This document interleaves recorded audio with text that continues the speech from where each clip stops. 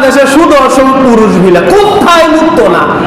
সুদর্শন পুরুষ মুখে দাঁড়িয়ে নাই, জুতার তলার লাগান মুখ, হ্যাঁ বিলা সুদর্শন। আমি তো কই বেড়া না বেটা রহমান গেন্দু মিয়া, আপনি আব্দুর রতন মিয়া, আপনি স্মার্ট কেরামে নামাজ পড়তেছেন, কিন্তু মানুষ স্মার্ট স্বীকার করে হিজলা রে হিজলা।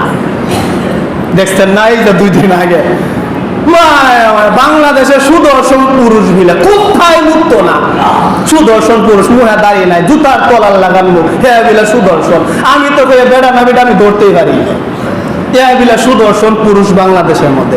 বাংলাদেশের মধ্যে সুদর্শন পুরুষ তো তারা যাদের মুখের মধ্যে দাঁড়িয়ে আছে। বাংলাদেশের সুদর্শন পুরুষ তো তারা যারা আজান হলে মসজিদে আয়েশা নামাজ পড়ে। বাংলাদেশের সুদর্শন পুরুষ তো তারা যারা টাকা হওয়ার পর, নিসাব পরিমাণ সম্পদ হওয়ার পর তারা হজ করার জন্য মক্কা মদিনায় চলে যায়। বাংলাদেশের সুদর্শন পুরুষ তো তারা যারা সঠিক বিচার করে। বাংলাদেশের সুদর্শন পুরুষ তো তারা যারা অন্যায়কে অন্যায়, হককে হক, বাতিলকে বাতিল মনে করে।